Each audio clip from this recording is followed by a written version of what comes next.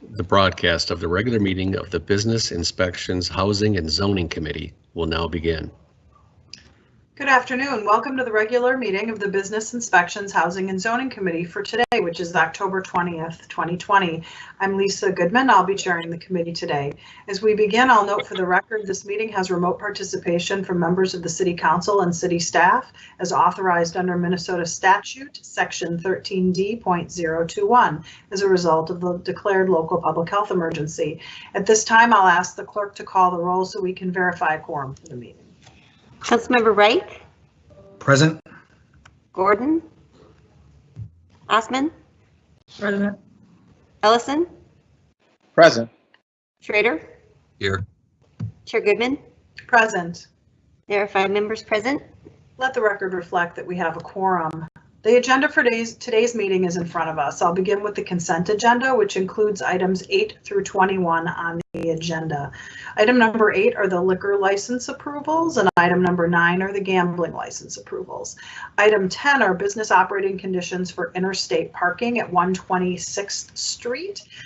Item number 12 is 2 projects that Hennepin County Redevelopment Authority is moving forward at 5637 Lindale Avenue South and 143 19th Street East. This is granting approval for the authority to undertake these 2 projects in the city. Item number 13 is a long list of applications for environmental grant funding for the fall 2020 Brownfield grant round. Item number 14 is grant applications for the Met Council's Livable Communities Demonstration Account Program, and there's a long list of those as well. Item 15 is a similar thing. It's a Great Streets Gap financing. I'm sorry, it's not similar. It's the Great Streets Gap financing loan restructure for Catalyst 5 Points at 2119 West Broadway and 2310 and 2312 Penn Avenue. Item 13 is an alley vacation for Lake Street developers for a project at 514, 516, and 520 West Lake Street. Item 17 are revisions to our 4D Affordable Housing Incentive Program. This is essentially to allow single-family homes to be enrolled in the program. Item number 18 is an MOU with Hennepin County and the Public Housing Authority and the public schools relating to Stable Homes, Stable Schools initiative. Item number 19 is the West Broadway Curve Affordable Housing Project bond issuance. Item 20 is the West Broadway Curve Tax Increment Financing Plan. And item 21 is a referral to staff in 21.1. 21.2 has been removed as it had already been referred. Is there any discussion or are there any questions on that anyone would like to pull with regard to the consent agenda for further discussion? Just looking to see if there are any. Looks like there are not. As a result, I'll move the consent agenda and ask the clerk to please call the roll. Councilmember Wright? Aye. Gordon? Osman? Aye. Ellison? Aye. Schrader? Aye. Chair Goodman? Aye. There are 5 ayes. Those items are approved. Now we'll move on to the public hearing agenda. We have 5 public hearings today. Item number 1 is a public hearing for Brother Justice Whiskey Company, and I'll invite the staff to give a recommendation or a report. Thank you, Madam Chair and committee members. I'm Enrique Velazquez, Manager of Licenses and Consumer Services, presenting an application from Brother Justice Whiskey Company, located at 3300 5th Street Northeast in Ward 1. This report was prepared by Inspector Christina Steester. The applicant's requesting an on-sale cocktail room, limited entertainment with Sunday sales and off-sale distilled spirits license. Brother Justice Whiskey Company will be moving their off-sale spirits license from 451 Taft Street Northeast, where they've been operating since 2017, to the new location at 3300 5th Street Northeast. This will give the business the space needed to add the cocktail room. The proposed hours of operation are both interior and exterior from 4 p.m. to 10 p.m. daily. They'll have indoor seating for 94 and outdoor seating for 56 on the patio, private patio space. On September 28th, 6 public hearing notices were sent to residents and property owners within 600 feet of the premises. Notices were also sent to the Columbia Park Neighborhood Association, the Northeast Chamber of Commerce, and Councilmember Reich. We received one response in support of the hours of operation. This respondent also requested that the business direct exiting patron traffic away from the residential neighborhood and that delivery vehicles are also diverted away from the rail bridge north of the business. Their facility will be housed in a renovated charter school located in an industrial area. There have been no recent police calls for service nor 311 complaints regarding this area. The Licenses and Consumer Services Division recommends approval for an on-sale liquor cocktail room, limited entertainment with Sunday sales and off-sale distilled spirits license for Brother Justice Whiskey Company. This concludes my presentation, and at this time I'll stand for any comments or questions.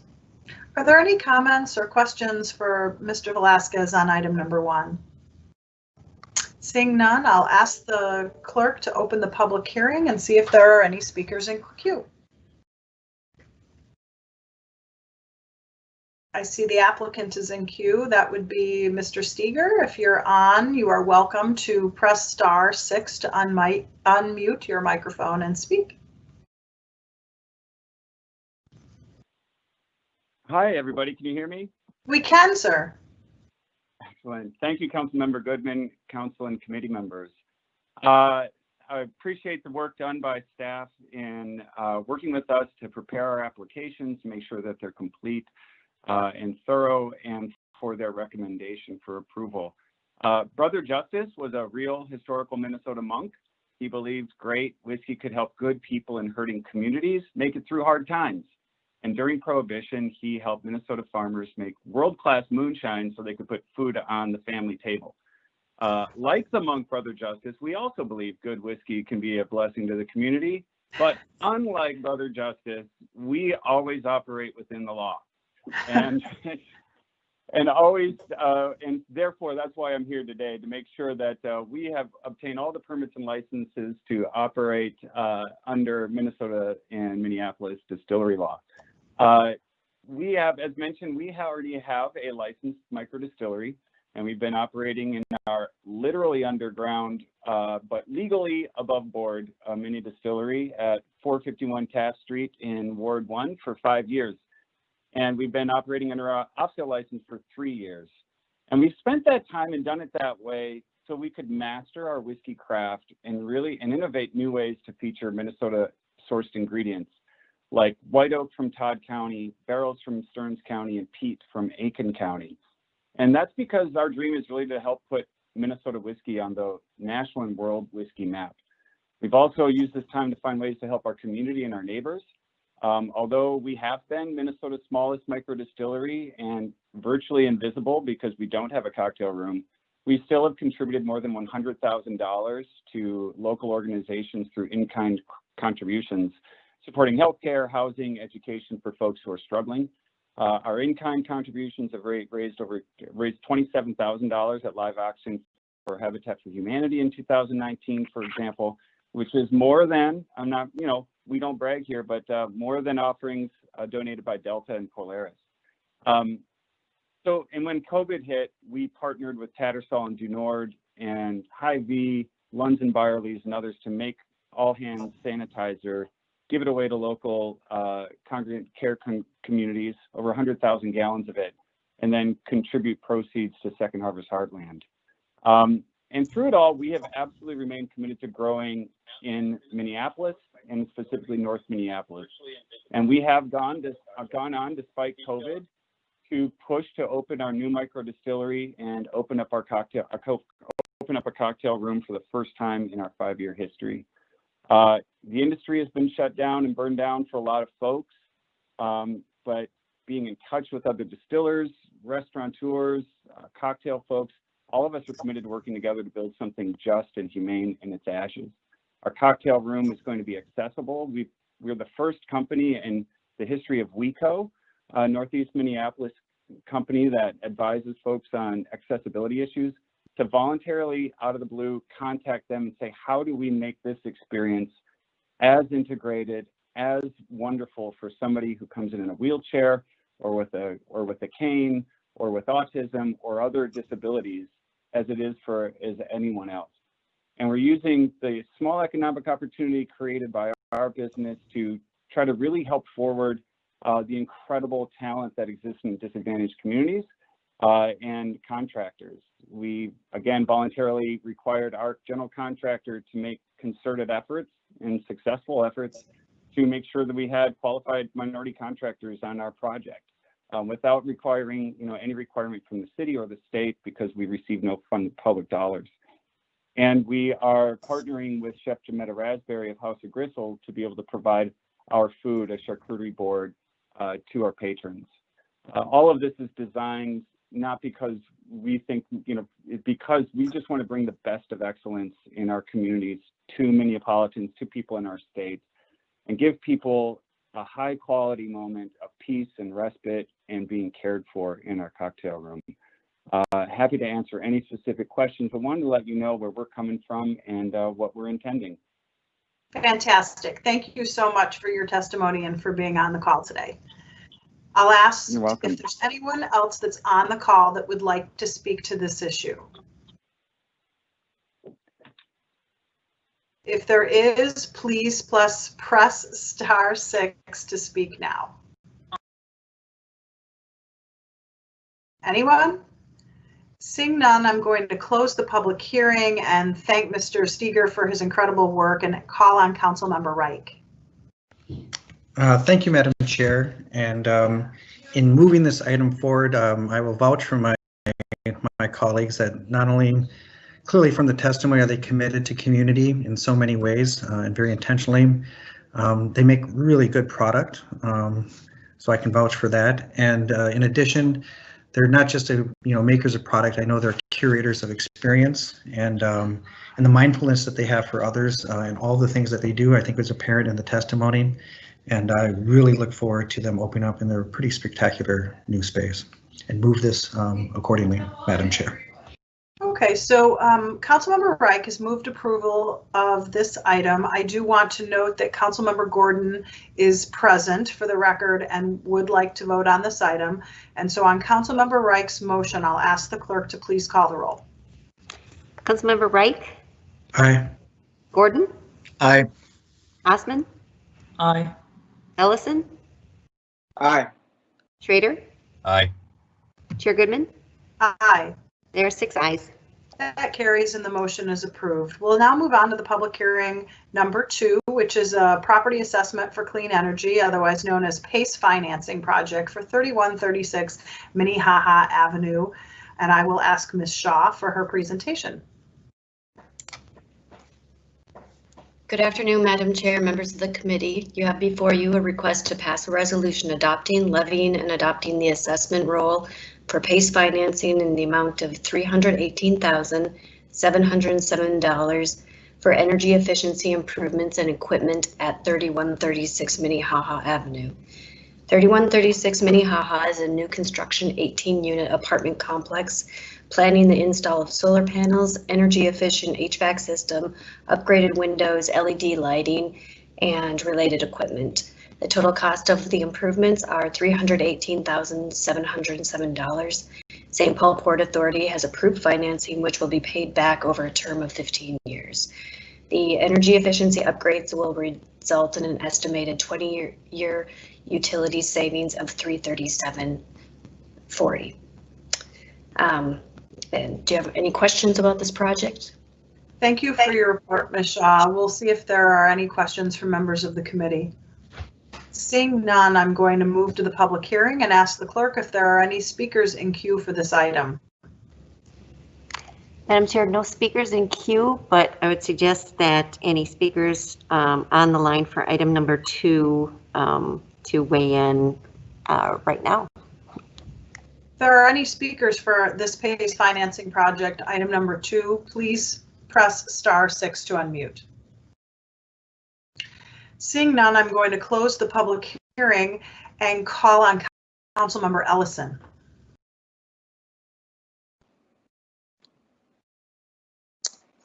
I'm happy to move approval of this item, Madam Chair. Thank you. Councilmember Ellison has moved item number 2. I'll ask the clerk to call the roll. Councilmember Reich? Aye. Gordon, Aye. Osman, Aye. Ellison, Aye. Schrader, Aye. Chair Goodman. Aye. There are 6 ayes. That carries and the motion is approved. We'll move on to public hearing item number 3, which is a PACE financing project for the Stone Arch Apartments. Ms. Shaw.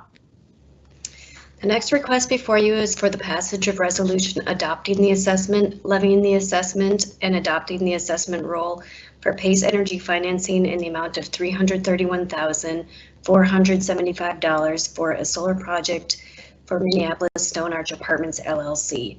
The project is located at 701 Southeast Main Street. St. Paul Port Authority has approved the financing for the solar install at 701 Southeast Main Street, and they will be paying back over a term of 20 years starting in 2021. This project is estimated to save 160,000 kilowatt hours or $18,000 a year in utility costs. Are there any questions for Ms. Shaw on her report on item number 3? Seeing none, we'll open the public hearing on item number 3 and ask the clerk if there are any speakers in queue on this item. There are no speakers in queue that have registered, but again, if anyone is on the line for item number 3, please weigh in now. Is there anyone on the line for item number 3 to speak in the public hearing? Please press star 6 to unmute. Seeing none, I will close the public hearing. Councilmember Gordon. Thank you, Madam Chair. I'm delighted to move approval for this item. It's really exciting seeing these PACE projects come forward. They're definitely going to be part of the solution for us attacking climate change and having some local alternative energy system here in Minneapolis. Thank you so much. On Councilmember Gordon's motion on item number 3, I'll ask the clerk to call the roll. Councilmember Wright, Aye. Gordon, Aye. Osman, Aye. Ellison, Aye. Schrader, Aye. Chair Goodman. Aye. There are 6 ayes. Though that item carries and the motion is approved, we'll move on to number 4, which is also a PACE financing project, and we'll ask Ms. Shaw for that presentation. The final PACE request is for the passage of resolution adopting the assessment, levying the assessment, and adopting the assessment roll for PACE Energy financing in the amount of $286,635 for a solar project for Minneapolis Stone Arch Apartments at 601 Southeast Main Street. The 601 building is installing an additional solar rooftop array. St. Paul Port Authority has approved the financing and install at 601 Southeast Main Street of $286,635 to be paid back over a term of 20 years starting in 2021. This project will also save an estimated 160,000 kilowatt hours or $18,000 annually. And over the 20-year term, Minneapolis Stone Arch Apartments LLC on the 2 projects are estimated to net over $120,000. Are there any questions for Ms. Shaw on item number 4? Seeing none, I'm going to proceed to open the public hearing and ask the clerk if there are any speakers in queue on this item. No registered speakers for item number 4. If anyone is on the line for item number 4, please press star 6 now in order to speak. Seeing none, I will close the public hearing and call on Councilmember Schrader. Thank you, Madam Chair. I'm happy to move this item for approval. Item number 4 has been moved by Councilmember Schrader. Are there further questions or comments? Seeing none, I'll ask the clerk to please call the roll. Councilmember Wright, Aye. Gordon, Aye. Osman, Aye. Ellison, Aye. Schrader, Aye. Chair Goodman. Aye. There are 6 ayes. That carries and that motion is approved. I do want to thank Ms. Shaw for all of her work on these items and bringing them forward today. I'll then move on to item number 5, which is an interim use permit by Michael Noonan for a project at 143 19th Street East. This is an interim use permit to allow an intentional community cluster within the existing building at the above location. Ms. Holeen, I would invite you to give a report.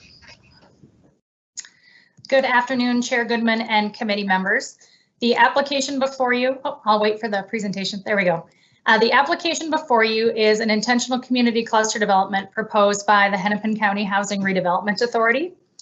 The site in particular is located in the Stevens Square neighborhood and the Stevens Square Historic District, directly south of Stevens Square Park. The site is occupied by an existing 4-story building that currently contains a residential treatment center for youth. The existing building has 24 rooming units, classrooms, and office space, and the building is non-contributing in the Stevens Square Historic District. Next slide, please.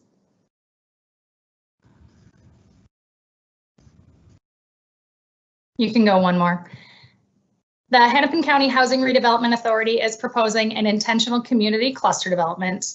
As you may know, this is a relatively new use in the zoning code and the only use category that currently allows for individual rooming units. This is a use that was allowed through a text amendment in 2019. And to the best of my knowledge, this is the first use of the intentional community cluster development tool. The applicant is requesting that the use be permitted as an interim use for up to 5 years. The use is intended to provide affordable housing for people experiencing homelessness who are at high risk for COVID-19. Next slide, please. This is just going through the floor plans on the slides, so you can, I guess, slowly flip through them as I'm talking here.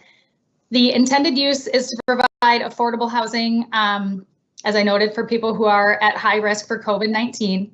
The residents will be referred to this intentional community cluster development by Hennepin County's Hotel to Housing project team. The use would be entirely accommodated within the existing 4-story building with some minor interior modifications. Those modifications include remodeling some existing classroom and office space from the previous use to provide 7 additional rooming units. So it would be going from 24 rooming units to 31. The building will include a central kitchen for the use of all residents, living space on each floor, and storage space within the lower level as well as within each individual rooming unit. And residents will have individual rooming units and will cooperatively manage the building. Next slide, please. I think the remaining slides are generally just pictures of the building that if you would slowly page through as I finish speaking here, that'd be great. Intentional community cluster developments are subject to 20 specific development standards. The staff was able to do an analysis of all 20 specific development standards with the materials provided by the applicant. The proposed use complies with all of those specific development standards with the exception of the bike parking requirement. The applicant has requested an exception to the bike parking requirement, and staff is recommending that we partially grant that exception with a condition of approval related to providing some bike parking on site. Staff was able to make all of the required conditional use permit findings that apply to interim use permits. And with that, we are recommending approval with the stated conditions in the staff report, including the one related to bike parking. I believe Hennepin County has J. Michael Noonan registered to speak today, so he can answer any questions, and I will also stand for questions at this time. Thank you very much for your report, Ms. Holeen. We'll see if there are any questions from members of the committee on this item number 5. Seeing none, I'm going to proceed to open the public hearing. I see there are 4 or 5 people signed up, including Mr. Noonan and a few others from the county. We'll see if any of them would like to speak. Should you like to, you just press *6 to unmute your mic.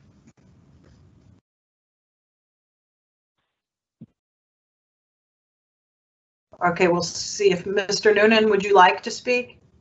I just will introduce myself and say we agree with the presentation and the conditions, and we're happy to advance this and to provide for much needed housing for a dedicated population. Our goal is to conclude the transaction with Volunteers of America very shortly and to begin to house individuals before the end of the year. With that, I'd be happy to answer any questions. Thank you for your testimony, Mr. Noonan. We'll see if Ms. Julia Welly-Ayers would like to speak. Just press *6 to unmute. How about Ms. Margot Geffen? Would you like to speak, Margot? How about Cindy Geach? Is Cindy Geach on the line? Would you like to speak? Is there anyone who is tuned into this call, because I can see you're all on the line, who would like to speak during the public hearing? Don't feel compelled to, but I do want to invite you to if you'd like. Press *6 to unmute. This is Cindy Beach, but I'm actually in for a different, I'm here for the Grand Street. Okay, so Ms. Geach, that's good to let us know. It sounds like the clerk's office has heard that. And we will come back to you. We'll Not a go problem. ahead. I just want to let you know that I am here. I'll I mute myself appreciate again. you. Thank you. Thank you. And then what And about? Madam, this is Stephanie? Julia Welly Ayers. Okay. Hi, hello committee members. I'm Julia Welly Ayers from Hennepin County Housing and Economic Development. I concur with Michael Noonan. We appreciate Kimberly's report and are excited to be presenting to you today. Terrific. Thank you. Ms. Geffen, did you want to say something?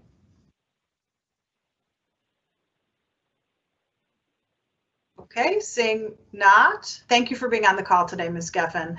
I'm going to close the public hearing and call on Councilmember Osman. Thank you, Chair Goodman. I wanted to mention that this kind of project is very important for here in Minneapolis in Ward 6. I do want to thank the county staff and that are really taking this and making a difference for people's lives. We are in a COVID situation you know, people that have effect, especially homeless population that we have are the most affected populations, and we want to make sure that we are providing you know, a place they can be, and if we have the space for it, I would encourage my colleagues and everyone to really take a part and make this kind of process easier for the developers and the county, and we welcome projects like this in our ward. And I do like to move this item for approval. Thank you. Thank you, Councilmember Osman. And there is a motion in front of us. Councilmember Gordon. Well, I'm really delighted to support this motion. I know, Madam Chair, that you and I worked on the intentional communities ordinance quite a bit, and I really appreciate the county and I think also the city staff and everybody who worked together to make sure we could find a pathway forward for this kind of project here. It's interesting that when you look at it, it looks a little bit like a single room occupancy rooming house concept, and I think that that it shows how those concepts could work, and not every use is going to qualify as an intentional community either. So I think it's important that we create more tools even, and this is going to be a great model for us to look at. And I know a year or two from now, we're going to look back and say, look, it was 100% successful. It had the right number of partners and it's been managed really well. And so I'm delighted to see it coming forward and that we are able to have the rules and regulations in place to easily approve this because it fits with our policies and all the regulations that we have. So thank you so much. Thank you, Councilmember Gordon. I concur with everything you said, and I will note the Bridge for Youth did do an intentional community, maybe not a cluster development, but that was the first one out of the gate. So we're really happy about that as well. Is there anyone else who would like to speak to Councilmember Osman's motion? Seeing none, I'll ask the clerk to call the roll on item number 5. Councilmember Wright. Aye. Gordon. Aye. Osman. Aye. Ellison. Aye. Schrader. Aye. Chair Goodman. Aye. There are 6 ayes. That item carries and the motion is approved. We're now moving on to our quasi-judicial public hearing portion of the agenda. There are 2 items on our agenda this morning, item number 6 and item number 7. I'll note we'll take 6 first, but I do want to note, because I know there are a number of people on the call, that item number 7 is going to have a presentation and a public hearing, but the intention is to postpone it in committee today. So if you would rather speak at the next meeting where this comes up, You do not need to speak today, but you are welcome to do so. And we'll start with item number 6, which is a variance appeal by the Marshall Terrace Neighborhood Organization for a project at 2911 Grand Street Northeast. And I will ask Mr. Crandall to give his report.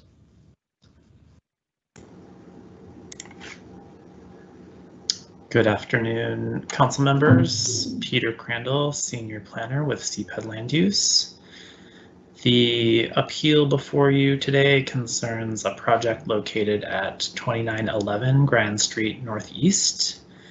The applications are for a request to amend a previously approved project, which was heard and approved at the June 15th City Planning Commission meeting, and subsequently at the July 21st meeting of this committee for a rezoning application to rezone the property from R2B to R5, and then several land use applications to establish a new 8-unit cluster development on the site. The amendment request concerns a change to the proposed new structure on the site. The site currently today contains a 2-unit duplex. The applicant is proposing to construct a new building at the rear of the site with 6 additional dwelling units for a total of 8 dwelling units on the site in a cluster development application. You can go to the next slide, please. This is a rendering showing at the foreground in the light blue the existing duplex on the site, and then at the rear of the site is the proposed new structure to establish the 8-unit cluster development. The amendment request concerns primarily a change to the proposed height of the new structure. Under the original applications, the applicant had been proposing a 2-story structure. Their amended request includes increasing the height of the proposed structure to 3 stories, which necessitates both a conditional use permit to exceed the maximum height for a cluster development in the R5 zoning district from 2.5 stories to 3 stories, and an additional variance to the rear yard setback from 9 feet to 7 feet. Under the previous application, the proposal was conforming to the zoning code at a 7-foot setback, but the additional height is what necessitates that increase from 7 to 9. So the variance before you primarily concerns that rear yard setback. We can go to the next slide, please. And one more. This is the site plan showing the existing duplex on the site and then the proposed new structure at the rear of the site. So the variance that we're discussing today concerns the setback between the new proposed structure and the rear property line. And again, that's a variance to reduce that setback from 9 feet to 7 feet. Next slide. And then these are just some elevations of the proposed 3-story structure under the revised application. I believe the applicant is here and has provided a statement to the committee and can answer any questions about the proposal, and I can stand for any questions at this point as well. Thank you. Thank you, Mr. Crandall. Are there any questions for Mr. Crandall on his report?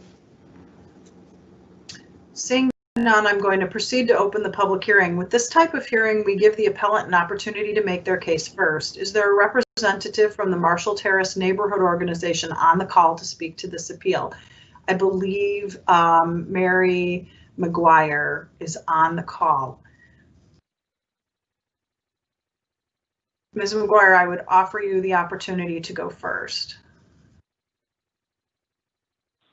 Good afternoon. This is Cindy Geach, and I am the vice chair of the Marshall Terrace Neighborhood Organization. I live on the 2700 block of Randolph Street Northeast, and I'm here talking about the 2911 Grand Street Northeast development. And we, as the letter states about the 9 feet variance, we are concerned about the building being too close to neighboring properties. But moreover, our main concern is that we are not receiving any notices about the Planning Commission. Any of the meetings, had we known about this request to rezone from the R2B to the R5, with the additional units, we would have strongly objected and we would have been on this a lot sooner. So our letter that we previously sent also has additional concerns regarding the parking, a lack of goods and services corridor, and the water and sewer issues. Thank you for this opportunity to speak today. Thank you for being here today. Before I open the public hearing, I'll give the project applicant an opportunity to present their case. The project applicant is CKMJ Holding. Is there a representative of CKMJ Holdings on the line? If there is, please feel free to unmute pressing *6. Hi, this is Cody Fisher. Can you hear me? We can, sir. Thank you. Great. Yeah, so I'm the manager of CKMJ Holdings too. I just want to thank you, Council Member Goodman, and the rest of the council members and staff for taking the time and for considering the project and broader context as we kind of sort through these types of incremental infill developments that I'm hoping that we do see more of coming out of the new comprehensive plan. So I think Peter did a great job of kind of speaking to some of the specifics on the site. So I'd just like to, in terms of my request to uphold the September 21st Planning Commission decision to approve the height conditional use permit and 2-foot rear setback variance, just to provide a little bit more context on my project goals and how I think it aligns with the city's overall objectives and the community's objectives as relates to the comprehensive plan. So specifically related to the project goals that we have, unlike most developers, we're not exclusively or even primarily focused on financial return for this project. I'm actually very personally motivated just as much by improving the urban fabric of our city. I'm a really strong supporter of what we're doing with Minneapolis 2040. Adding incremental density in a way that blends with the existing neighborhood, I think is important and valuable as we kind of shift towards addressing the overall housing shortage that we have. I think preserving another project goal specifically that I have for this is preserving and increasing the affordable housing stock in this area. And also, very importantly to me personally, minimizing our carbon footprint of this project to combat climate change. And I think all of these things are very much aligned with the current comp plan. So I just want to make it clear, the approach that we're taking with this proposed project that's now kind of under appeal is explicitly sacrificing financial return to accomplish some of those broader shared goals. With an roughly 8,000 square foot lot designated corridor 3 and located in a high frequency bus line, the simplest and most lucrative thing for a normal developer to do would just be to tear down the duplex and build kind of a monolithic 3-story multifamily building. Instead here, we're trying to preserve the existing duplex, which includes 2 2-bed units that are currently naturally occurring affordable housing. They are rented out at rates today defined as affordable at 60% of AMI. And in addition to preserving these quality affordable units, keeping the duplex will also reduce the carbon footprint of the project overall and enhance the continuity with the character of the neighborhood in my view. And so on that first point, the embodied carbon in the construction of the duplex has already been emitted. It's already accounted for. And so avoiding demolishing that duplex and replacing those units with new construction significantly reduces the per unit carbon tally of my overall project. Secondly, related to enhancing continuity with the character of the neighborhood, the new building it's of a similar footprint and size as the existing duplex and finishes as well. The height and finishes are nearly the same. And it's tucked behind the existing duplex. So the new building really will be not more than barely visible from any of the surrounding streets, which are Grand, 29th Avenue in California, because it'll be obstructed by the existing buildings and also by a very large silver maple on the site that we're going to preserve as part of this project. The proposed 6-unit building is designed and built with low carbon materials and to a very high energy efficiency standard as well. And I think it's important to share this detail because the site is located in a designated green zone. So beyond those details, all the heating, cooling, appliances, everything is going to be run with electricity. The building will be exclusively electrified, and it'll also be equipped with a maximum size solar array allowable by Xcel Energy. So it's going to be close to net zero operationally once it's built. Another point I think here is that the ground floor ADA accessible adaptable units in the current design, which is a 3-story slab on grade design, as opposed to the originally approved 2.5-story with a half basement design. This current slab on grade design, in my view, enhances livability and equity for disabled tenants relative to that 2.5-story design, which would require a lift on the exterior and kind of a longer and separate type of entrance to the building. And I think the last key thing is with this slab on grade design, it also all 6 of the units that we're adding to the site are projected to rent at $1,100 per month for a 1-bed, which is less than the maximum deemed affordable at 60% of AMI. So I think in terms of the broader land use application and appeal context, I wanted to let all of you know, and the community as well, know why we kind of went back to the drawing board after getting an initial approval for a 2.5-story building that is basically identical to this, except it's a half-story sunk into the ground. So that original building that it was 2.5 stories was 29 feet tall, including those garden level units in the half basement, and had a rear setback of 7 feet. And so that building did not require the setback variance at issue today. After putting that design to bid and evaluating it and trying to make it work with utility and site conditions and the additional costs with the ADA accessible lift, it became clear that to do anything along this kind of more incremental infill approach, low carbon approach, would require taking the building out of the ground by a half-story. This also has other benefits. So there's the carbon reduction because there's not a full basement, so there's less concrete, which is the most carbon intensive material in construction. Livability is better because there's no basement units, and in terms of equity for disabled tenants, there's benefits there as well that I already mentioned. Mr. Fisher, could you sum up your comments, please? Yes, I'm sorry. Yeah, just in terms of I'm sorry for, this is my first time doing this, so I want to respect your time. I'm sorry if I'm going too long. No, I'm just asking you to just politely conclude. Yes, I appreciate it. Yep. So I guess in terms of the height variance, there's nuance here.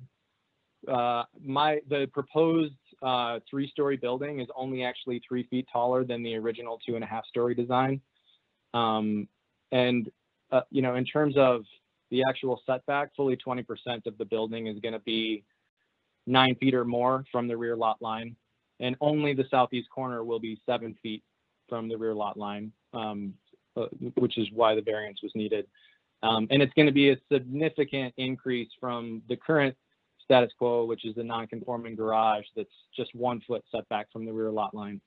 And I know that my neighbor that's most affected by this along the rear lot line is also in support of this project and submitted, a statement to that end. So I guess I appreciate the opportunity to share a bit of that broader context with you and the Marshall Terrace Community Organization, and would be happy to meet with them after all this is over as well to talk a bit more about the project. So with that, I'll stop. Thank you.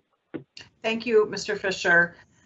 I'll now open the public hearing to other members of the public who would like to speak to this item. I see there are a number of people signed up. I would ask you to keep your comments to 2 minutes. The clerk will have a buzzer which will allow you to know when your 2 minutes is up if you are unable to have it timed yourself.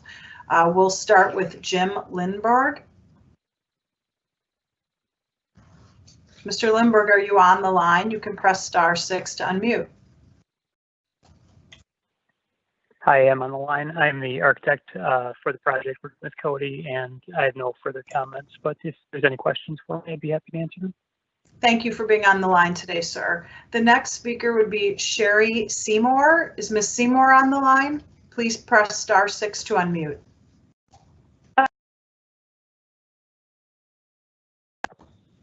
Hi, I'm Sherry Seymour. We can hear you, ma'am.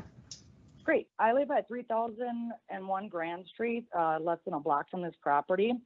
And I am not only the community coordinator for Marshall Terrace, but I'm also speaking behalf today as a resident and to kind of be the voice for some of the surrounding residents at this property that cannot attend this meeting. I want to make a few comments to Cody Fisher's, what he was saying. When he put the 7-foot variance that needs to be approved, he's not explaining that there's actually a telephone line that where the 7-foot variance is going to be, which includes 3 of the properties that have electrical running from this line. There's also a street lamp on there. And so moving this back to a 7-foot is really going to impact this telephone pole. And based on the windows and the things for a cluster development and the back of this property, they're going to be looking at a dead set of garages. And for his comment about the submittal of the resident directly behind there, I'd like to be able to see that submittal comment letter, because I've talked to all the residents in that neighborhood, and I know that the neighbor behind him is not in favor of this property. There's another issue that I've seen that the September 21st CPED staff report was not included in today's agenda. And on that, it specifically shows that the setback, the dimensions that they're asking to go to for the 3-foot also is widening the length and the width of this building. And it now is also lessening the lot from the existing building to the new building from 9.9 down to 7.9, which I can't even believe that. They are eliminating the ADHD and the handicap. So if there is staircases on this, even on this new site plan, I would like to know how that makes that accessible. They also talk about the trees and other residents, other areas not seeing this development. Yes, they will. They will see it off of 29. My most important thing is when you look up the Minneapolis zoning code 536.20 for cluster developments, which I clearly understand is new, if you look at this plan, it says that it's not supposed to have less than 40% of designated common space for the benefit of the residents of this development. If you look at this plan, it cannot include half of their driveway, their bike or their garage enclosure. And so my concern is, how are they getting 40 feet of 40% of common space for this property? There's no safety factors. There's a driveway to this property that I understand that if a staircase has to be 30 inches to have a railing, there's no safety factors, lighting, handicap accessibility, railings for this driveway, which is their main access to this cluster unit. And my other main concern, Ms. Seymour, could you please wrap up? Your 2 minutes is a little bit more than. I got one more thing, and I know this isn't pertaining to this, but CKMJ Holding has been the current owner of this property for over 2 years. The owners have not shown, they've shown an unsightly upkeep of this property as absentee landlord. I'm concerned that the deterioration of this property will continue. So I thank you very much for your time. Thank you for your testimony. Is Mr. Logan Zick on the call? I believe he sent a letter, but I just want to give him an opportunity if he's on the call to speak. And if you are, please press *6. We'll also see if there's anyone else that hasn't had an opportunity to speak that is on the call that would like to testify. If you are, please press *6 to unmute.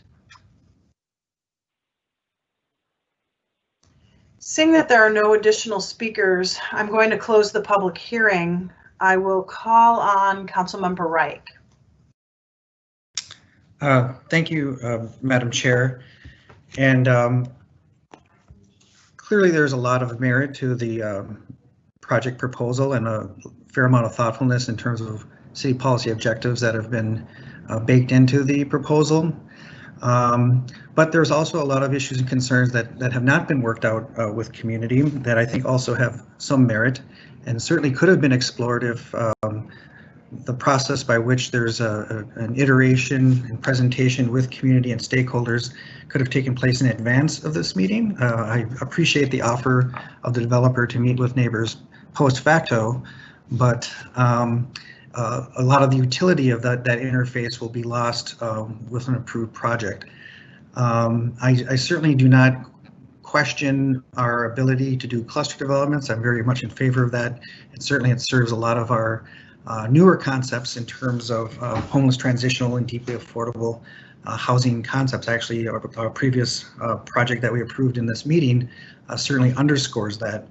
Even though there may be some current nods to energy efficiency, potentially, I don't know if we have a measure of that on paper in terms of an identifiable third-party standard. We certainly don't have any guarantees about the pricing of this project moving forward. Not to doubt the veracity of what it is now, but you certainly can't make policy decisions on maybes in the further future.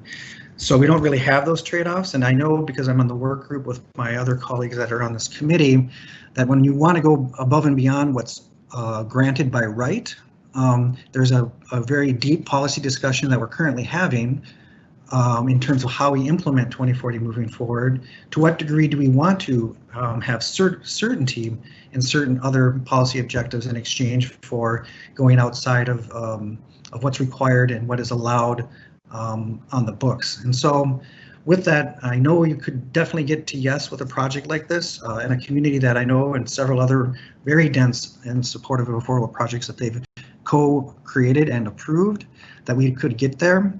But at this point in time, I just am hesitant to in advance of having set goals of what trade-offs we can expect, and in absence of community involvement where we could kind of tweak these little issues into a yes, a collective yes. At this point in time, based on that and based on the typical notion that we do use in terms of when you have a large sort of zoning use, like the larger apartment across the street, and it steps down into a single story sort of situation that we typically don't go up, we go down, is one guideline, which may or may not be useful moving forward for 2040, but certainly has guided us in the past with our existing code. So with that, at this point in time, I'm compelled to move the appeal in approval. So Council Member Reich has recommended to grant the appeal. I'll call on Council Member Schrader. Thank you, Madam Chair. I agree with Councilmember Reich that there's a lot of merits to this, and it is disappointing that that many of the issues couldn't be worked out. I will be supporting Councilmember Reich's motion, but this was something I saw through Planning Commission that, you know, it is a good project, and I think that I would hope that we can work more proactively to make sure good projects get through. Okay, are there any further comments from members of the committee? Seeing none, I'll ask the clerk to please call the roll. Councilmember Reich. Aye. Gordon. Aye. Osmond. Aye. Ellison. Aye. Schrader. Aye. Chair Goodman. Aye. There's And I 6 would ayes. also, thank you. I also want to note for the record that I would like the staff to make findings to support the recommendation to grant the appeal, please. Ms. Holeen has asked to speak. Ms. Holeen. Yes, thank you. I just wanted to make one clarifying comment on the public record while we have members of the neighborhood and other interested parties on the call. This is the second round of approvals for this project. So the original round of approvals that went to the City Planning Commission in June were approved and not appealed. And so those approvals for the 2.5-story version of this project are final. And so it is still possible for that version of this project to be constructed. It's the denial of the 3-story projects before you today. But I just wanted that to be on the record so it's transparent for the public. I'm pretty confident that that's understood by everyone, as that was mentioned by the applicant in their comments as well. We will then move on to item number 7. Item number 7 is a conditional use permit and site plan review appeal by Natalia Madrayka at 2025 West River Road. I am going to ask for a brief presentation, and we are going to open the public hearing because this has been noticed today. But I do want to note for members of the public who have signed on that this will be postponed and the public hearing will be continued. So if you would like to speak today, you are welcome to do so. If you'd like to hold your comments until this comes back, you are welcome to do that as well. So we'll first ask staff to give a presentation, and I would say you could just hit the high points if you wouldn't mind, and then we will go ahead and open the public hearing. Mei-Ling Smith, welcome. Hi, good afternoon, Chair Goodman. So this is 2025 West River Road North, also known as the Broadway Pizza site. Next slide, please. Currently it's zoned C3A and it has 3 overlay districts: the Mississippi River Critical Area Overlay District, the PO, the Pedestrian Oriented Overlay District, the Shoreland Overlay District. Next slide, please. So the applicant has proposed a 7-story building that faces the Mississippi River, and they had their Planning Commission approvals on September 21st. The applicant is appealing the height request as well as the site plan review application. And I am just going to leave it at that. I think the applicant, I think the applicant is here. The appellant and the applicant are here to speak. Thank you. Thank you, Ms. Smith, for your presentation. I am going to proceed to open the public hearing.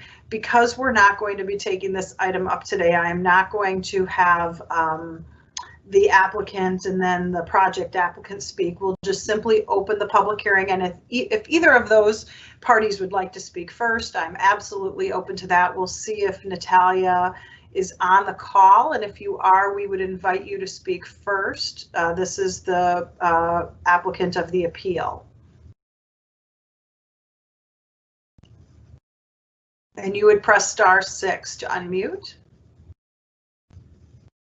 And it's okay if you're not there, you'll still have an opportunity to speak the next time this comes up. We'll also see if SRBP Strategic Housing, is there a representative on the call from the developer? Okay, so it sounds like neither, is someone trying? Excuse me. Yep. Hi, Chair Goodman. This is Katie Anthony with Schaefer Richardson. I am with the developer for the project, and I'm happy to speak now, or I can wait till after public comments.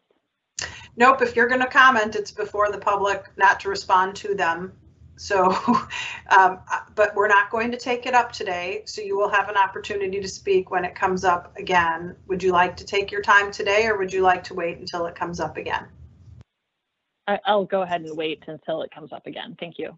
Okay, great.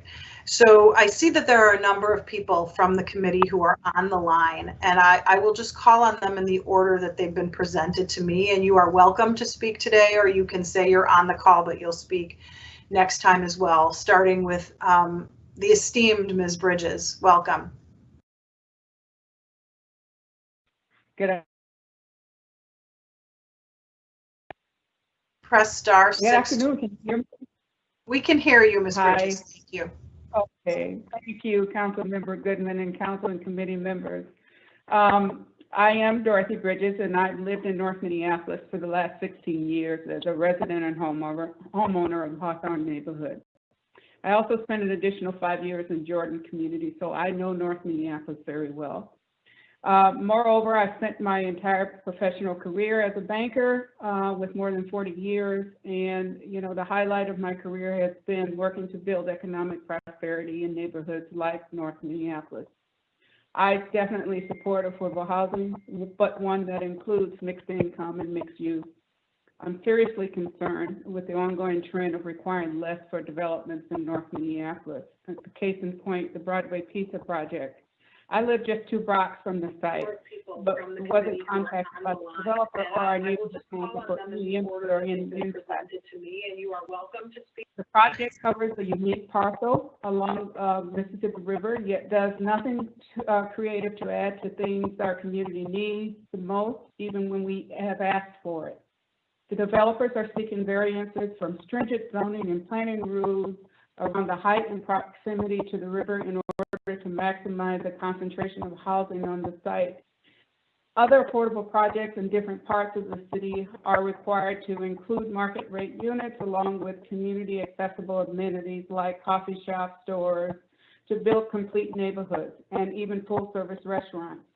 This development replaces the only sit-down restaurant in our neighborhood.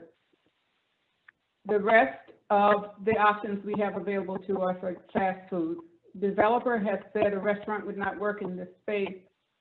And if a riverside property could not accommodate a restaurant or something like a rooftop experience for the public and tenants to enjoy, I'm not sure what future development will look like. This project will continue to concentrate poverty in North Minneapolis. There's this misconception that we're building it for the people in North Minneapolis, when in fact we're building it for all affordable housing. Allowing this development of heavily subsidized affordable housing with total disregard for negative long-term impact is just wrong. And I concede the rest of my time. Thank you all for listening. Thank you, Ms. Bridges. Good to hear from you. I will note for the remaining people who would like to testify, the clerk is going to set a 2-minute timer, and you will hear the timer buzz when your timing has expired. And we'll move on to the next person on the line, which is Sue Viski. Please press *6 to unmute if you'd like to speak today.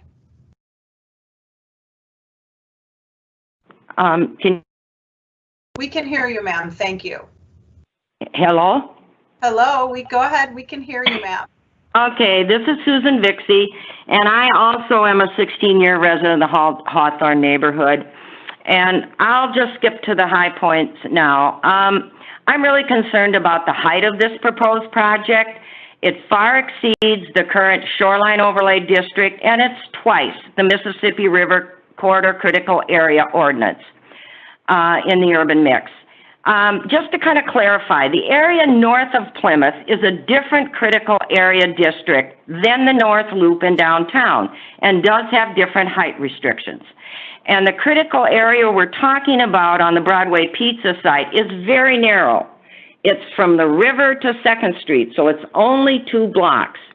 And it's my contention that the developer did not prove that it really satisfied any additional requirements that would justify increasing the height of the building. And I'll just go into a couple now. The developer does state the height of the building is taller than others, but should not stand out. But it will stand out. The tallest building in this area on the riverfront is Life Source, which is 40 feet. The developer also states the conditional use permit is consistent with the applicable policies of the comprehensive plan. But to me, one of the most important policies is Goal 9, the complete neighborhood goal. Increasing the height of the building does not provide access to employment, retail services, or healthy food. The project actually makes it more incomplete by removing existing access to food, as Dorothy just mentioned, the restaurant, which is a decades-long gathering place for North Minneapolis, and it's not replacing it with any other impactful amenity, no goods or services, and the site all alone is not a complete neighborhood. It does have access to parks, walking, and biking, but this has nothing to do with height. The building could be 1 story or 3 stories, and it would remain the same. Thank you, Ms. Vixie, for your comments. Thank you for being on the call today. We'll move on to Mr. Adam Mullenberg. Sir, if you'd like to speak today, you can press *6 to unmute. Hello. We can hear you, sir, and the timer is starting, and when you hear the buzz, your time is over. Please feel free. Hello, this is Adam Mullenberg. We will be making our comments later on at the second hearing. Okay, thank you for being here today. The next speaker is Ms. Nakima Levy-Pounds Armstrong. Ma'am, if you would press *6 to unmute, and you can speak today or at the next hearing. existing access to food, as Dorothy just mentioned, the restaurant, which Good is afternoon. It's okay, ma'am. I'll just take care of that. If everyone who's not speaking could mute their mic, because we're getting some feedback, and I want to give Ms. Armstrong an opportunity to speak should she want to speak today. Good afternoon, Madam Chair, members of the committee. My name is Nikema Levy Armstrong, and I'm a Hawthorne resident speaking in support of this appeal. This development, as currently proposed, does not serve our community or our city well and must be rejected. I've been shocked and very disappointed in the limited community engagement around this development. As an active Hawthorne resident, I was surprised to only become aware of this project in early August.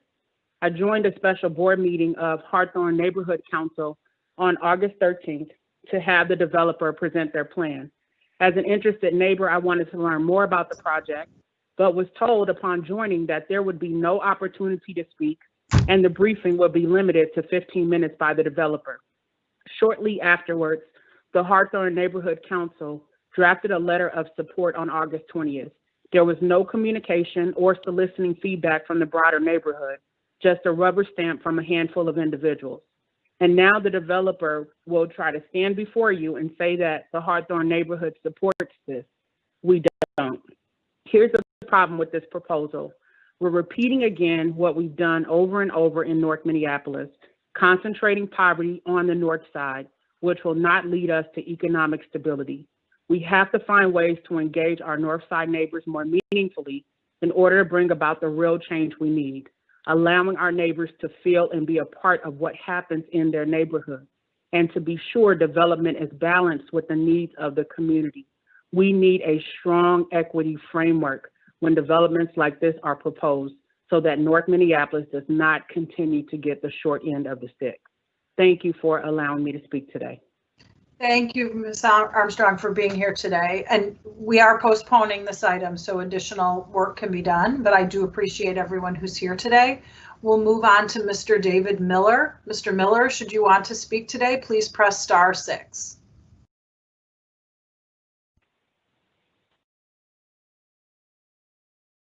If not, Mr. Miller, we'll move on to Ms. Connie Pepin. Ms. Pepin, are you on today? Would you like to speak today? If you would, please press *6. Can you hear me now? We can hear you, Ms. Pepin. Thank you. Okay, thanks. I represent a coalition of local bird conservation groups that includes the Audubon chapter of Minneapolis, Friends of Roberts Bird Sanctuary, and the Minnesota Citizens for the Protection of Migratory Birds. Our group believes that this project will endanger the millions of migrating birds using the Mississippi Flyway twice a year. Last year, the Cornell Lab of Ornithology named the Twin Cities one of the worst urban areas in the country for migrating birds, a result of its bright nighttime lights and location in a flyway with a huge volume of birds pouring through. Yet despite this known risk, the project as proposed would increase urban hazards to birds by increasing light pollution and the risk of bird window collisions. For example, the proposed cantilevered illuminated roof feature to add more prominence at this corner of the intersection, as well as more window area, are not only unnecessary in this location and wasteful features in terms of energy consumption, but would increase dangers to migrating birds in the Mississippi Flyway. Every year, up to 1 billion birds, are killed by glass collisions in the US and Canada. Building-related bird deaths are largely preventable through bird-friendly building design, which this proposal lacks. At the Planning Commission meeting, vague mention was made of bird-safe design and state B3 guidelines, but without any specifics or commitment to bird safety. Without specific and firm mitigation conditions, including requirements to use bird-safe glass and to follow international dark sky guidelines and the Audubon Lights Out program, this project will endanger birds and increase bird mortality in the core of the Mississippi Flyway.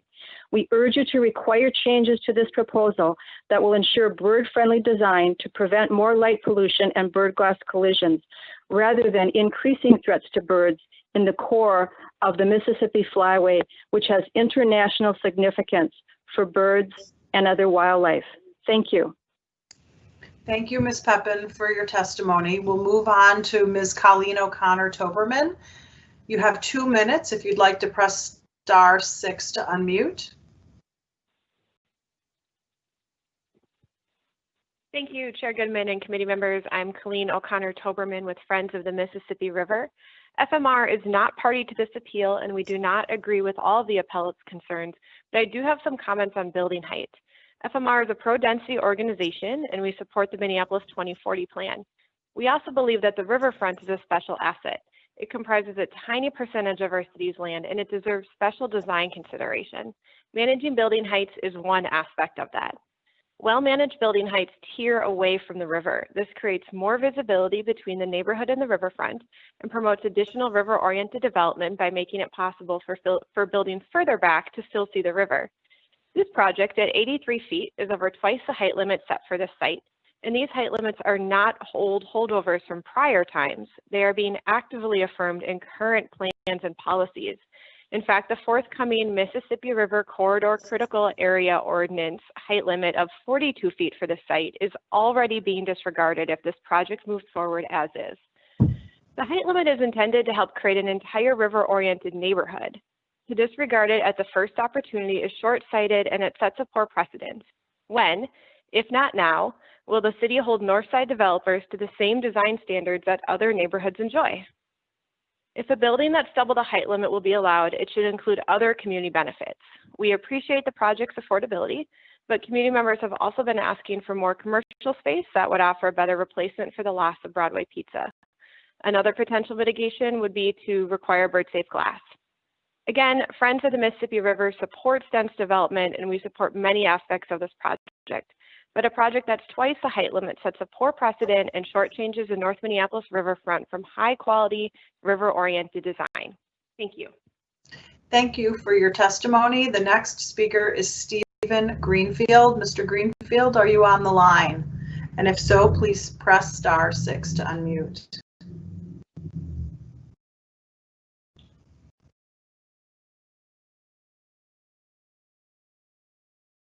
If Mr. Greenfield is not on the line or doesn't want to speak today, we'll move on to Miss Ann Laughlin. You are welcome to speak.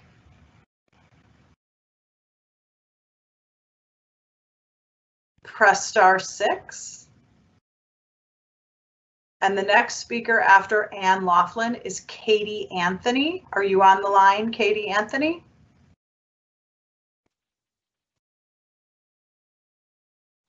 If not, I understand that Mr. Bill English is on the line. Hi, Chair Goodman. This is Ann Laughlin. Am I on the line now?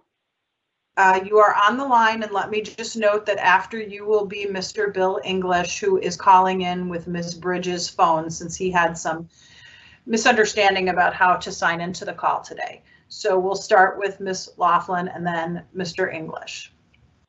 Oh, thank you, Chair Goodman and committee members. Ann Laughlin with the Minnesota Citizens for the Protection of Migratory Birds.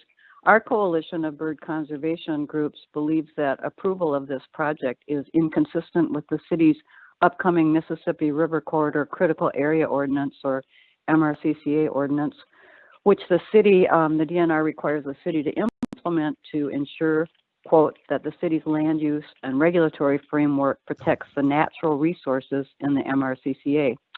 The MRCCA plan that's appended to the 2040 comp plan recognizes the Mississippi Flyway as a natural resource requiring protection, and our coalition has worked for months with CPED staff to include provisions in this ordinance to protect birds and other wildlife in this critical corridor. These provisions are planned to take effect soon and should be considered today. Approval of this project is also inconsistent with Policy 70, Ecology and Habitat, in the Minneapolis 2040 plan. The project does nothing to, quote, design and manage public lands for their highest environmental and ecosystem performance, which is action step F, or to, quote, strive for interconnected environmental corridors and riparian areas as habitat corridors, which is action step G. Instead, the project would further threaten birds and damage ecosystem performance in this migratory corridor. Approval would set a precedent for excessive height, bulk, and uses that would impair the use and enjoyment of other property in the vicinity and would likely lead to other applicants seeking the same or even greater exceptions to zoning requirements for other sites in this ecologically sensitive Mississippi Flyway, and the Mississippi River Corridor Critical Area. So we urge you to require changes to this proposal that will ensure compliance with the MRCCA ordinance and your own 2040 plan. Thank you. Thank you for your testimony. The last speaker I have on the list is Mr. Bill English. Mr. English, please have Ms. Bridges press *6 so you may be able to speak, sir. Well, thank you, Madam Chair, and I appreciate this opportunity to speak before this commission today. I come with a slightly different opposition to this project for reasons which go back more than 50 years. Let me be very specific. I own property in North Minneapolis. I'm a servant leader in North Minneapolis. I run the North Job Creation Team, which is committed to bringing living wage jobs to North Minneapolis. I also serve on the Upper Harbor Collaborative Planning Committee, and I'm very concerned that this project has not had the community engagement it needs to. For example, there are 5 North Minneapolis zip codes. None of them were engaged on a project of this size and density. The mayor and the city promised us that they would spread density around the city. No, you would never take this project to Southwest Minneapolis, to Uptown, to any other parts of the city. This city was sued once for the concentration of poverty and segregation. Trust me, I don't like to make threats. We would think that the Planning Commission would be in partnership with the community. But if necessary, we'll go to court again. I stood in front of bulldozers when they tried to do Heritage Park because there was not enough affordable housing. I will stand in front of bulldozers if necessary because this is stupid. You would never have this kind of density, and if it takes the heights up beyond whatever, you don't give those kind of waivers to any black developer in this town. I know the Planning Commission's work. I know the developers. I'm very active in North Minneapolis. So I'm urging you, reject this proposal. You are left flanking the best development of 40 acres in the Upper Harbor with this many units. Now, if you want to force the developer to put mixed-use housing in there, if he can't put mixed-use units, a third affordable, which is for poor people, a third attainable, which is 60% AMI, and third market rate, we can accept that and put that density down to something reasonable and not to increase the height level, and to put some commercial requirements in there like you would do if this was going on in Lake Harriet or Uptown. I know your history. I've watched it from afar, and I'm urging you, do not bring us to warfare with this community.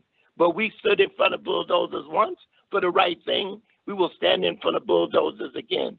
Thank you for allowing me to speak. Thank you so much, Mr. English. That completes the list that I have in front of me who signed up to speak today. I am going to note that this item is going to be postponed in committee, and we will continue the public hearing until a time and place that is to be determined within the 60-day rule. So with that, if there is no one else on the call who wanted to speak today, I am going to move to postpone this item and see if anyone on the committee, well, first move to close the public hearing and then move to postpone this item and see if there's anyone on the committee who would like to comment on my motion to postpone. Seeing none on the motion to postpone, I would kindly ask the clerk to call the roll. Councilmember Reich? Aye. Gordon? Aye. Osman? Aye. Ellison? Aye. Schrader? Aye. Chair Goodman? Aye. There's 6 ayes. Thank you. That motion does pass, and this item has been postponed in this cycle. And I want to thank everyone who's been on the call today who patiently waited to speak.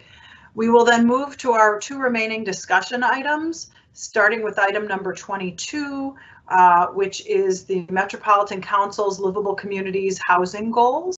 And I would ask staff if they would like to give a presentation. Thank you, Chair Goodman. and the committee members for the opportunity to provide a brief overview on the action before you related to the city's participation in the Local Housing Incentives Account Program. I'm Jamie Radel. I'm a senior project coordinator with the CPED's residential finance team. Excuse me? Every 10 years, the Metropolitan Council requires that cities wishing to participate in its grant funding programs reaffirm their Jamie, Jamie, we can hear you. There's a lot of feedback. I think someone else is trying to talk, I think, at the same time I'm trying to speak. I think the problem is it's recorded previous conversation. So we'll just have everyone mute their mics if they can. And then if we need to, I want to know, I'm sorry, Jamie, it's hard to do this electronically and I'm paying very close attention. With regard to the previous item, it looks like we're talking about moving that forward to November 17th. And I would like Jamie to give her presentation and then we will go back to the previous item and set a date, if that's okay. Okay, so I think that the staff will discuss amongst themselves with Councilmember Ellison what the date will be while we hear the presentation from Jamie. And we're not going to be out on the chat function. So let's just have our staff do their presentation. They've waited a long time. This is a pretty important item on 22. Go ahead, Jamie. Thank you. Every 10 years, the Metropolitan Council requires that cities wishing to participate in its grant funding programs reaffirm their participation in the Local Housing Incentives Account Program, or LHIAP. To participate, cities must negotiate 10-year affordable and life cycle housing goals with the Metropolitan Council, submit a plan as to how they intend to meet those goals, and annually budget and expend funds on affordable and life cycle housing. The resolution before you today confirms the city's participation in the LHIAP, accepts the affordable and life cycle housing goals set forward or provided to us by the Metropolitan Council, and acknowledges that the city will submit a housing action plan to the Metropolitan Council. Participating in the LHIAP gives cities the opportunity to apply for livable communities account grants, including tax-based revitalization account, livable community demonstration account, and local housing incentive account grants. Over the last 10 years, the projects within the city have received over $82.5 million in funding from these LCA programs. Earlier today on the consent agenda, my colleague Kevin Carroll brought forward a resolution to allow 12 TBRA grant applications to be submitted on November 2nd. And 8 of those applications are for affordable housing projects. Almost 900 of the housing units included in the project seeking brownfields funds are affordable to households at 60% AMI or below. These projects will help the city meet its affordable housing goals under the LCA. In addition, last week, the Metropolitan Council awarded the city another $2 million in LCDA TOD funding, including $750,000 for the Minneapolis American Indian Center expansion and $1.25 million for the Agra affordable housing project. These projects, in combination with increased city funding commitments to affordable housing, are critical to the city's ongoing success in preserving and developing affordable housing in the city. And with that, I conclude my presentation. Are there any questions for staff on this presentation? This is a fairly significant goal. It's a big issue. I just want to see if anyone on the committee has any comments they'd like to make. Without comment, I want to thank you, Jamie, for your work on this. Making some very bold goals is a big deal. And while we can't always meet the goals, it's important for us to aim high as it pertains to affordable housing. I will move item number 22 forward without objection. I would ask the clerk to please call the roll. Councilmember Wright? Aye. Gordon? Aye. Osman? Aye. Ellison? Aye. Schrader? Aye. Chair Goodman? Aye. There are 6 ayes. That item is approved. We'll move on to our last item, which is item number 23. This is a huge deal. This is the community preference policy for housing, from Housing Policy and Development. And I'm pretty sure Erica and are going to give this report. I'll ask if they are on the line and wait for them to sign into the camera.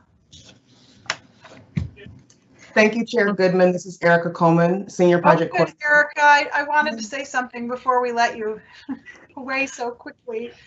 I don't want to be very emotional as much as I just want to congratulate you, Erica, on your new position. It's heartbreaking to those of us that have watched your incredible work at the city, and we wish you would not have been offered this amazing opportunity, which we completely understand why you have to take it.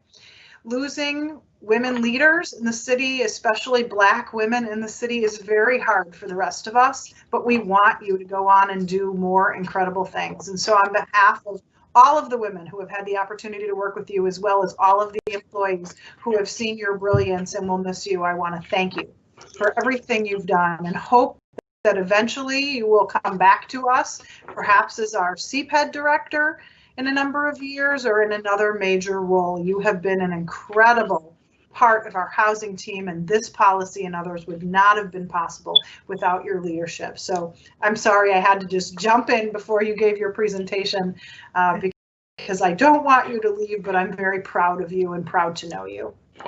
Thank you, Chair Goodman and members of the committee. I really appreciate that. And Katie Topinka is going to start.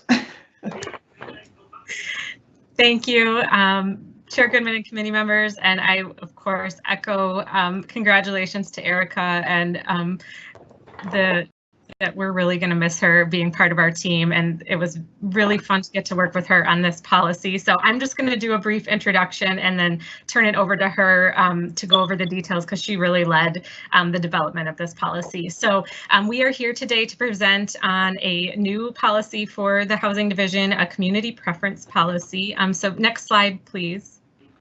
So first, I'm just going to talk a bit about what a preference policy is, what the goal of it is, and give a little bit of background on how we got to bringing this forward to you. And then, like I said, I'll turn it over to Erica. The goal of a community preference policy is to disrupt the involuntary displacement of Minneapolis residents from specific geographies, and with a focus on preventing displacement or focus on anti-displacement of Black, Indigenous, people of color, and immigrant and low wealth communities who we know are disproportionately affected by involuntary displacement. And just before we dig into this, I want to acknowledge that one of the reasons we're bringing this policy forward is because it was a recommendation of our Minneapolis-St. Paul Anti-Displacement Policy Network team. We did present a report from that team to the Housing Policy and Development Committee last fall, about a year ago. And just as a brief reminder, we, Minneapolis and St. Paul, were selected by PolicyLink to be part of a national network of cities focusing on coming up with strategies to reduce involuntary displacement. So our team had city council members, city staff, and representatives of community organizations from both Minneapolis and St. Paul. The Minneapolis city council members on the team were Councilmember Ellison and Council Vice President Jenkins. We also had staff from the Alliance and Hope Community in Minneapolis. And then, like I said, staff, city council members, and community representatives from St. Paul as well. So I do want to just thank that team for recommending a community preference policy and helping us get to this point today. And so Erica will go through the details in a moment, but essentially a preference policy provides a preference for housing programs for residents currently residing in or who have been involuntarily displaced from certain geographies within the city. So we'll get into more detail about what those geographies are in a moment. Next slide, please. So I've already mentioned the recommendation from the Anti-Displacement Policy Network for this policy, but I wanted to talk a little bit about some of the other guiding policies that were the foundation for this work.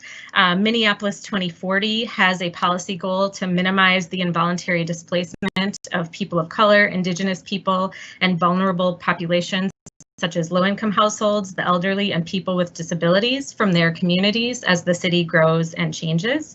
So a community preference policy is one opportunity to help us strive toward that goal. The City Council has adopted the Strategic and Racial Equity Action Plan. One of the goals under that plan is around housing, and specifically to reduce involuntary displacement in rental housing for Black, Indigenous, people of color, and immigrant communities. Earlier this year, the Council adopted a resolution declaring racism a public health emergency, and in that resolution, housing was cited as a factor and symptom of systemic racism. In addition to these guiding city policies, when we were working on this policy, we looked at studies completed by the University of Minnesota, and specifically the Mapping Prejudice Project, which I know the council is familiar with, but that project digitally recorded and mapped racially restrictive covenants in Minneapolis. And those covenants were really a foundation for many of the racist and discriminatory housing policies we saw during the 20th century. And then the 2018 gentrification study that Kira completed showed us that gentrification is occurring in many of the same communities that you see mapped in the Mapping Prejudice Project. So based on these foundational policies and the recommendations of the Anti-Displacement Policy Network, we worked with Kira to help us do analysis for this policy to identify geographies in Minneapolis for a community preference policy, and to look specifically at the fair housing implications of implementing a community preference policy. So we'd also like to thank Ed Getz and Aaron Sepulveda from Kira for their work on the analysis. So as part of the report, which is before you as part of our staff report today, they looked at community preference policies in 5 cities across the country: San Francisco, New York, Austin, Seattle, and Portland. And a summary of those policies are included in the report. And then they did a quantitative analysis to support a city community preference policy that geographically aligns with City of Minneapolis Neighborhood Stabilization Program target areas, which are areas that were previously approved by HUD for other housing programs. So with that, I'm going to turn it over to Ms. Coleman to talk more about the why we selected those geographies and then the details of the policy itself. Thank you, Katie. Thank you, Chair Goodman, members of the committee. So in July of this year, the City Council passed an honorary resolution declaring racism a public health emergency. In that resolution, as Katie mentioned, housing was cited as a factor and symptom of systemic racism, in which we reside on stolen Indigenous land and further perpetuate racism, discrimination, and unfair housing practices through redlining, steering, evictions, and predatory lending, all of which are directed towards Black, Indigenous, people of color, immigrants, but especially Black residents. In 2016, a team of researchers formed Mapping Prejudice, a body of research that is part of a broader reckoning with the legacies of racist housing policies. Inspired by work done in Seattle and Virginia, Mapping Prejudice explores and digitally details racial covenants and redlining in Minneapolis. These restrictions are the foundation in which housing policies and practices were designed and implemented in the city that served as obstacles for Black people and other people of color seeking safe and affordable housing, as well as limited access to community resources like parks and schools. Racial covenants gave way to redlining and predatory lending practices to deliberately keep Black people specifically from wealth building and stabilization opportunities through home ownership. Racial covenants did the work of Jim Crow in Minneapolis.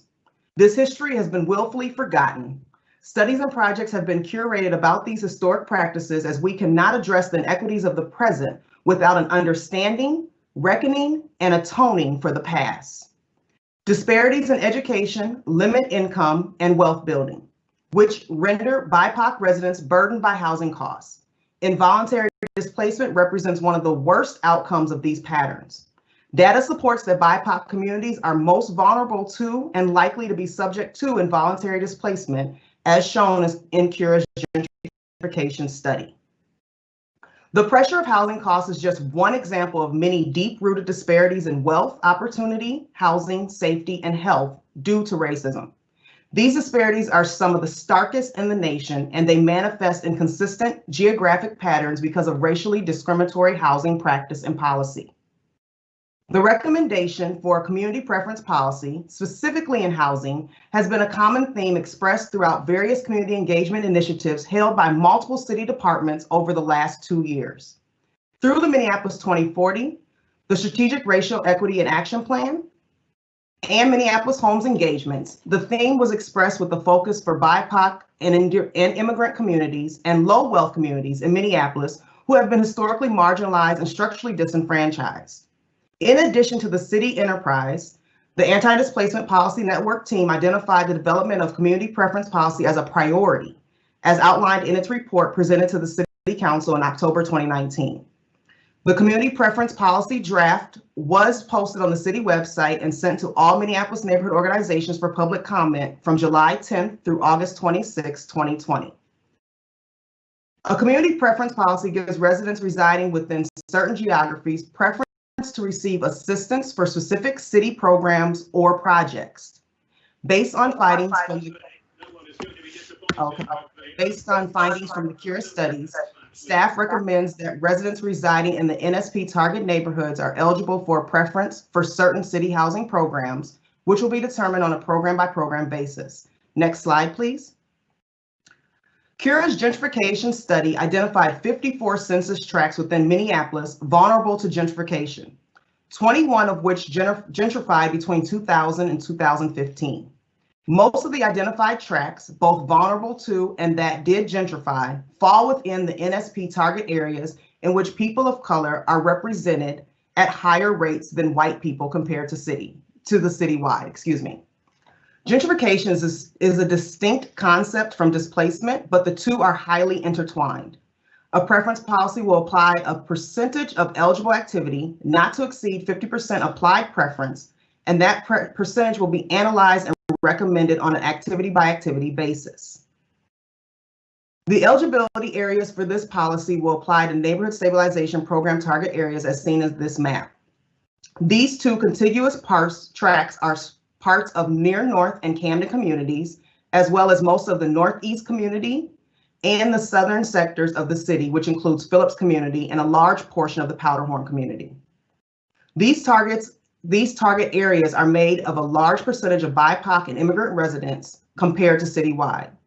The design of this policy allows for future implementation efforts to focus on geographic areas that have a large percentage of BIPOC residents, which are at risk of displacement. The NSP areas were established by the U.S. Department of HUD, to purchase and redevelop foreclosed and abandoned homes to stabilize communities. Our NSP areas at the city were established under 3 separate rounds under the HUD Economic Recovery Act of 2008 and 2010, and the American Recovery and Reinvestment Act of 2009.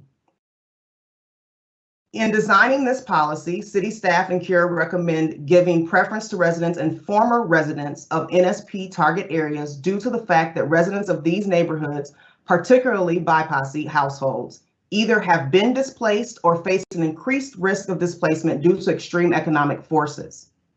Minneapolis NSP areas include a higher concentration of low wealth and BIPOC communities that were disproportionately impacted by the 2008 economic downturn and the 2011 tornado.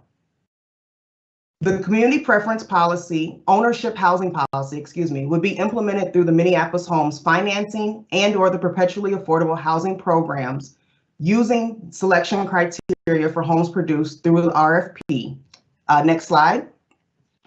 The RFP, which is slated to be released fourth quarter of 2020, so this year, would be using income eligibility of at or below 80% area median income, household size, involuntary displacement.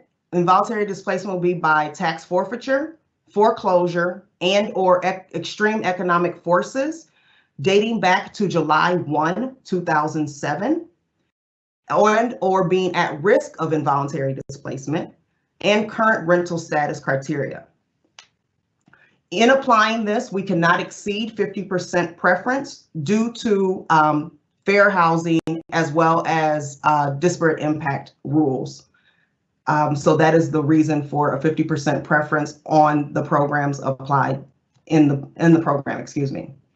If all the selection criteria are applied and there are still multiple applicants for a housing unit, then a randomized selection will be conducted with all eligible applicants present. The community preference ownership housing policy will apply to city ownership investments under the Minneapolis Homes programs during the development, request for proposals process, and evaluated. Next slide. Staff will be bringing forward recommendations for community preference in rental program investments by fourth quarter of 2021. And so to recap, we will be applying, if passed and approved by council, the community preference policy of ownership programs to the Minneapolis Homes RFP to be released later this year. I guess we're kind of in fourth quarter already, right? And then next year, by the fourth quarter of next year, rental program investments recommendations will be brought forward. And after which, after at least 2 to 3 RFP processes, because we're on an annual RFP process with Minneapolis Homes, we would provide evaluation of how the program is going. I will stand for any questions. Are there any questions for Ms. Coleman or Mr. Pinko with regard to their incredibly wonderful report? It does not look like there are any questions. I would not take that to mean that there's not excitement. It just means the work is so thorough that no one has any questions. Councilmember Gordon, please.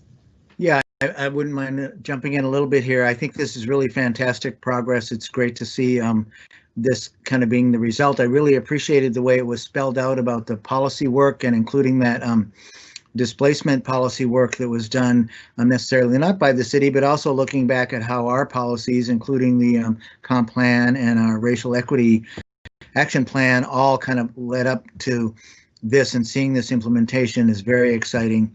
I really appreciate that we've also got an evaluation planned. What I'll just note and am expecting is each year as we go out with the next RFP, I'm sure that we're going to be looking at how it went and taking many evaluation steps along the way to say, let's see if we can refine it or make some differences. If we find we aren't getting community members wanting to take advantage of the programs, or for some reason they're not getting selected and they need technical assistance. I mean, I know the way we work, and I just wanted to emphasize for us all here and the public that there will be ongoing evaluations and ongoing work done. And who knows, maybe we'll have to reach out to Bloomington and have them take a arm's length look at something.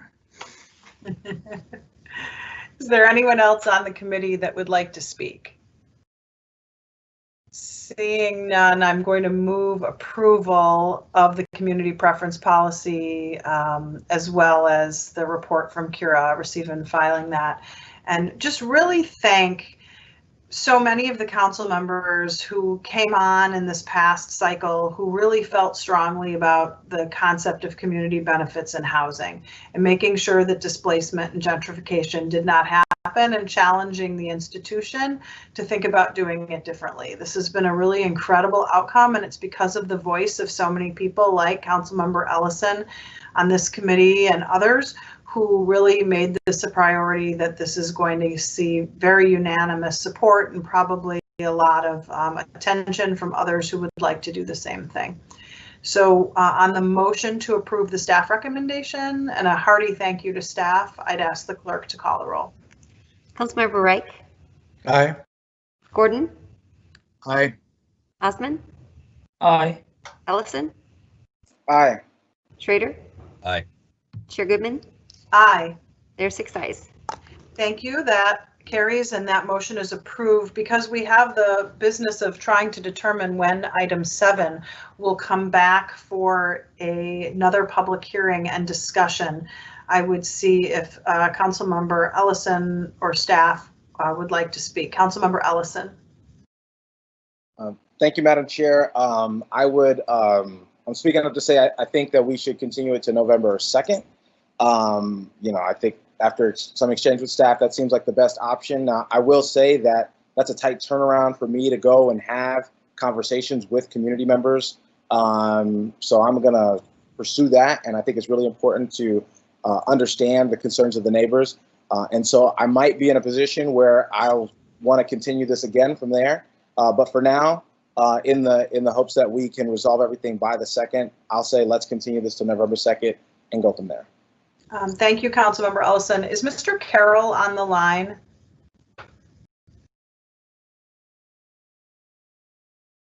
If not, perhaps someone on the housing team can chime in, but I didn't realize that approved entitlements were a requirement for a brownfield application. So there's been a lot of talk about, well, if they miss that November 2nd deadline, then they have to wait. But we could submit the project without approved entitlements, noting that's going through the process. Isn't that correct? Councilmember Goodman, this is Angie Skildum. I believe that that is correct. Yes, we would just note that status for the grantors so that they could take that into consideration themselves as they consider the readiness of the project.